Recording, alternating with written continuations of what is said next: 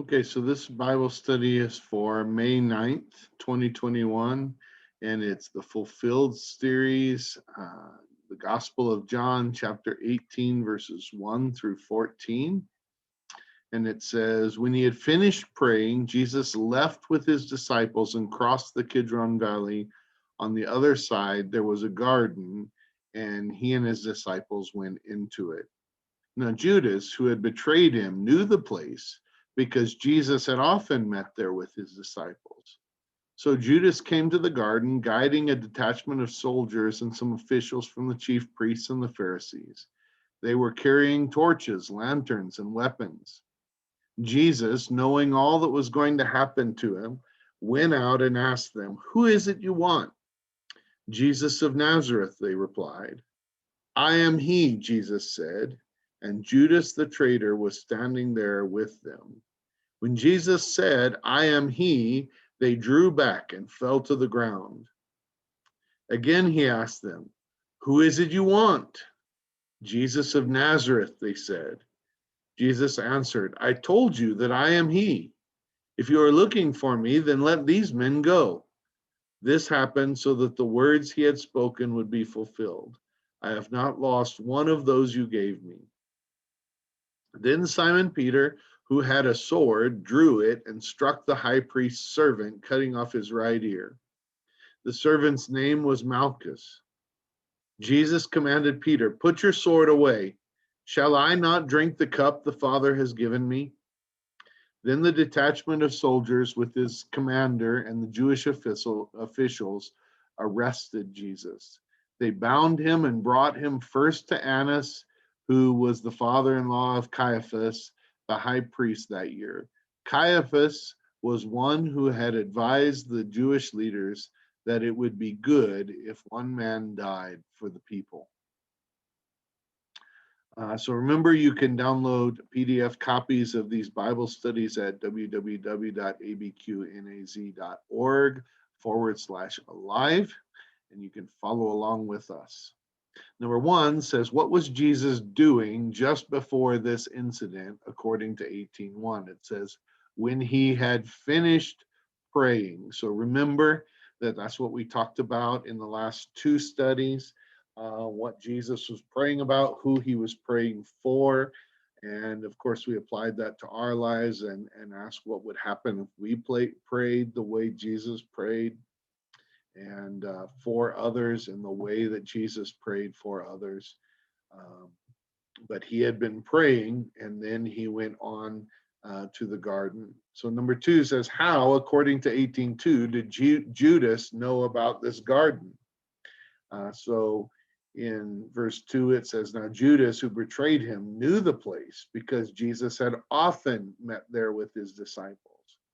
I think it's important, and the second part of this question, we kind of address that, but that the disciples were used to gathering here, and although here in the book of John it talks about them going to the garden after praying, we have a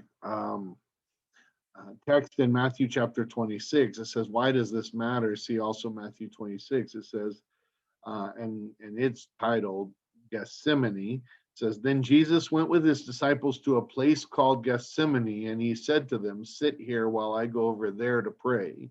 He took Peter and the two sons of Zebedee along with him, and he began to be sorrowful and troubled. Then he said to them, my soul is overwhelmed with sorrow to the point of death. Stay here and keep watch with me. Going a little further, he fell on his face in the ground and prayed, my Father, if it is possible, may this cup be taken from me, yet not as I will, but as you will. Then he returned to the disciples and found them sleeping. Couldn't you men keep watch with me for an hour? He asked. Watch and pray so that you will not fall into temptation. The spirit is willing, but the flesh is weak. He went away a second time and prayed. So I think it's significant to know when we talk about Gethsemane, we almost always are referring to this story. When we talk about Jesus praying in the garden, we're talking about this story. But what John tells us about this garden and about this place is that Jesus took his disciples there regularly. That the reason Judas knew to go to this place to find Jesus and to find the disciples was because he had met there with them a lot. And in this garden, Jesus sets the disciples and says, "Stay here and pray." And then he goes a little further and brings a few disciples with him, and then he leaves them to go a little further, and he falls on his face. And so, while I'm sure there was some teaching and some things done in this garden, I think it's significant to recognize that it does not seem like they're strangers to this garden and to praying in this garden. In fact, they're out in this garden at night. Must not be a scary place, must be a familiar place, familiar enough that the disciples are not really staying awake. They're out there falling asleep in the garden. And so it's familiar and it's comfortable, and it's likely a place where they went to get away from everywhere else, perhaps for teaching, but also perhaps for praying. So even though John tells the story in such a way where it sounds like the prayer happened somewhere else, and then Jesus crossed the valley and came to this place, it's very clear in Matthew that he's also praying in this place. He's also praying in this garden, and perhaps praying when he tells Peter to pray that he doesn't fall into temptation, or to these disciples that they pray that they don't fall into temptation. Perhaps the temptation was the temptation to cut off somebody's ear with a sword, and to fight back.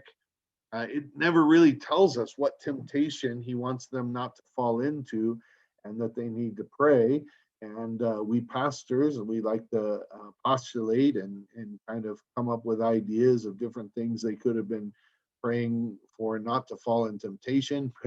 Pray that you won't fall asleep and into the temptation to sleep. Pray perhaps that you won't fall into temptation after all this is over, and you're going to be tempted to fall away because it's so difficult. Pray that you don't fall into temptation to disappear when I'm being put on trial and being hung on the cross. We could say a lot of things, and I could say that probably there's evidence that a few of those temptations, if that was what Jesus had in mind, they would have been better off to stay awake and pray than what ended up happening, because they did end up in some of those cases to falling into that temptation.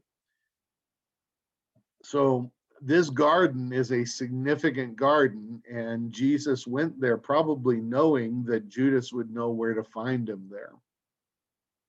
Now, number 3 says, what happened in the garden according to 18:3?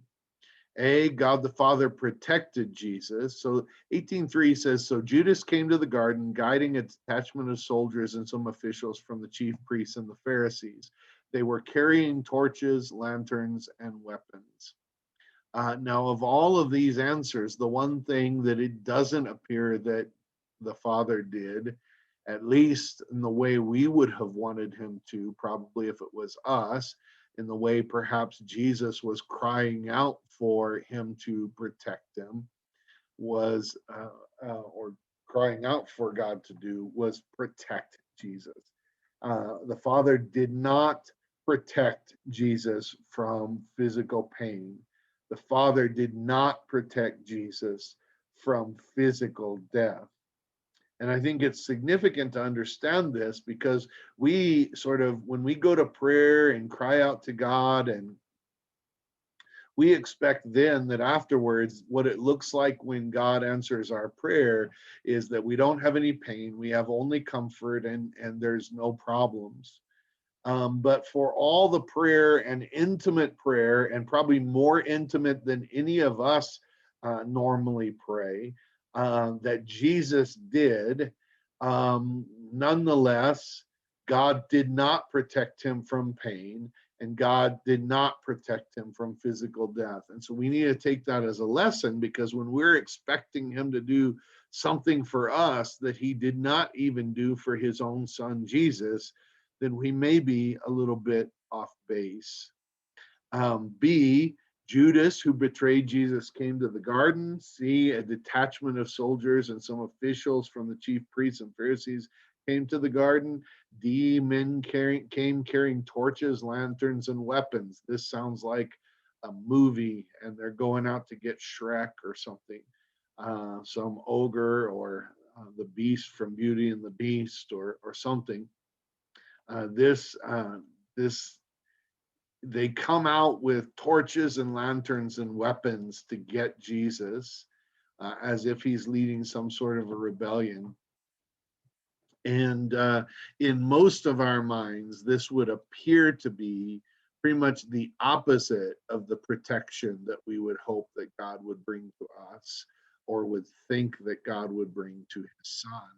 And so we need to learn from that. We need to recognize that our expectations of God um, show that we have different priorities and concerns than what God Himself has for us, and we need to be the ones that adjust.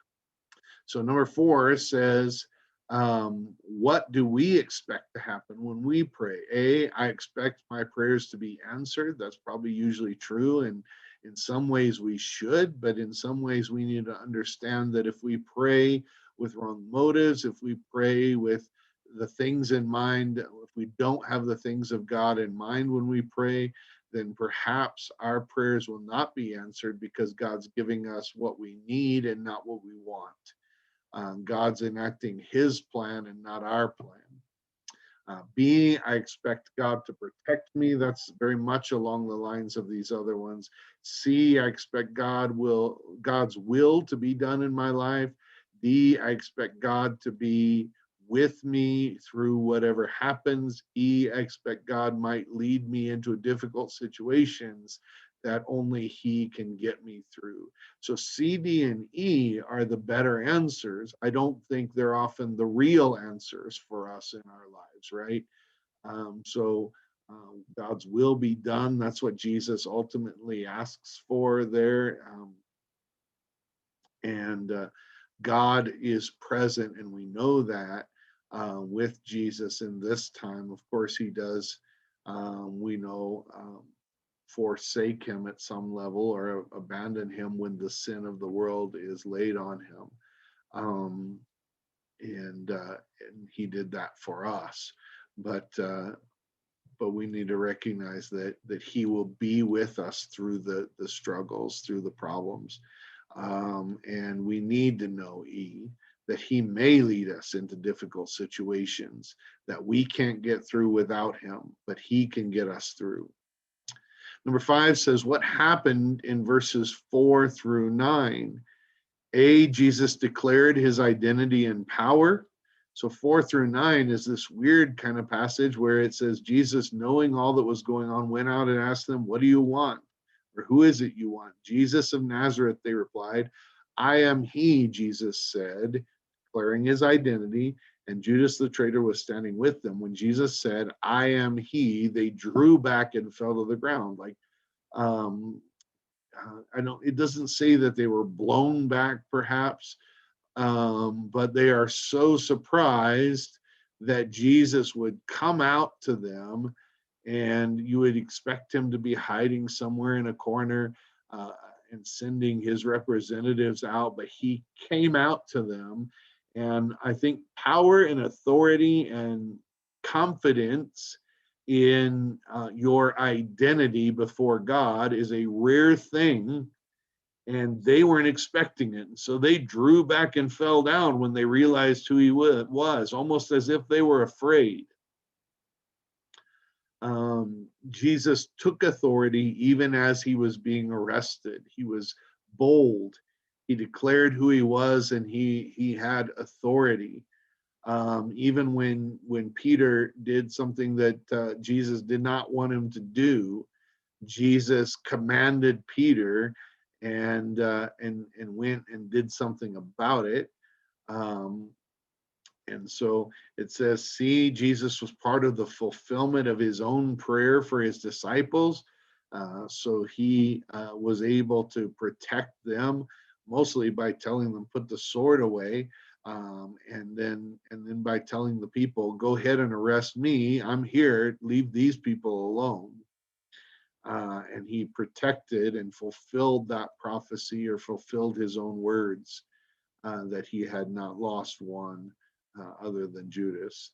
D, God was working his will in the life of Jesus in answer to prayer, even though the result was pain for Jesus himself. That's true. So we see God's will at work, even though the result is pain for Jesus. Yet Jesus is okay because he sees God's plan at work, God the Father, and he's at peace with that. Can we be at peace with that? That's the real question. And I think we can, in the power of God.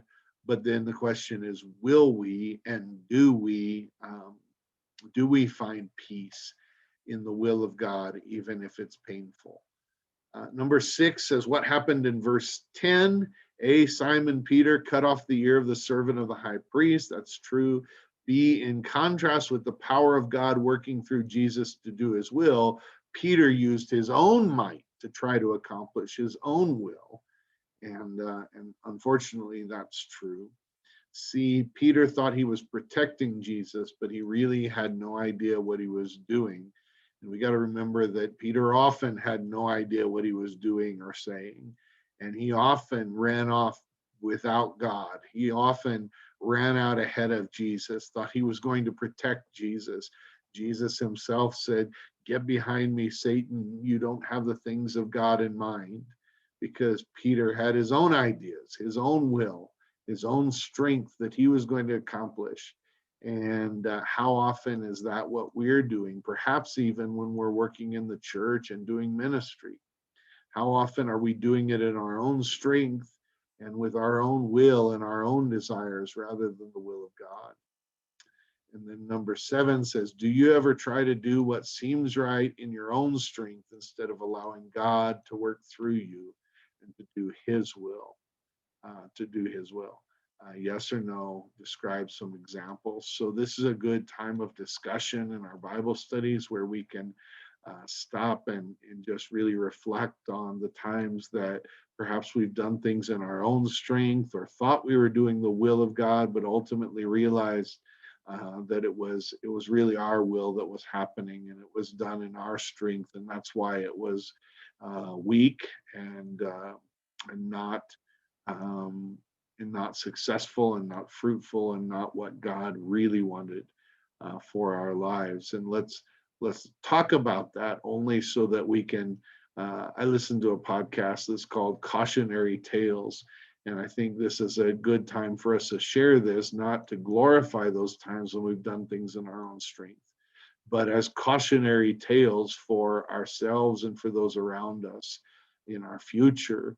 This is what happens when you try to do things in your own strength. This is what happens when you try to do things that are really your desire and not really the will of God.